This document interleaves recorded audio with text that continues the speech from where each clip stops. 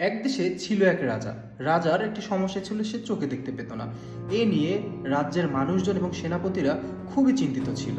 তো হঠাৎ করেই পাশের রাজ্য থেকে একটি খবর আসে যে পাশের রাজ্যে এক সাধু বাবা যে সকল সমস্যার সমাধান করতে পারে। সাথে সাথেই রাজা তার সেনাপতিদের নিয়ে সেই সাধু বাবার কাছে চলে যায় এবং সে সেই সাধু বাবাকে বলে যে আমি চোখে দেখতে পাই না। সাধু বাবা তাকে বলে, আপনি যদি আপনার চোখের সামনে সব জিনিসকে লাল রঙে দেখেন তাহলেই আপনার চোখটা ঠিক হয়ে যাবে। এই কথা শুনেই তো রাজা তার রাজ্যে ফিরে তার চোখের সামনে দেয়াল বা মানুষজন যা পাইতেছিল সব কিছু লাল রং করা শুরু করে দেয় এবং আলটিমেটলি দেখা যায় যে সে তার চোখের ক্ষমতা, দেখার ক্ষমতাটা আস্তে আস্তে ফিরেও পাচ্ছে। এক সময় তার চোখ যখন অনেকটাই ঠিক হয়ে যায় তখনই সে সেনাপতিদের মাধ্যমে সেই সাধু বাবাকে ডেকে পাঠায়। সেই সাধু বাবা যখন তার রাজ্যে প্রবেশ করবে তখনই সেনাপতিরা তাকে লাল রং দিয়ে একদম ভিজিয়ে দেয়। তো সাধু বাবা যখন রাজার সামনে আসে, রাজা বলে, তুমি কেমন আছো? সাধু বাবা সাথে সাথে বলে, আপনি তো দেখতেই পাচ্ছেন আমি কেমন আছি।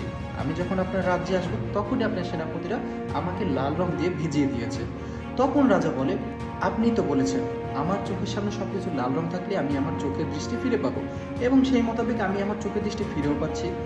তখন সাধু বাবা তাকে বলে, আচ্ছা আপনি সব কিছুকে লাল রং না করে আপনি যদি আপনার চোখে একটি লাল চশমা লাগাতেন তাহলে তো আপনি সব লাল দেখতে পাইতেন এবং আপনার চোখটি ঠিক হয়ে যেত।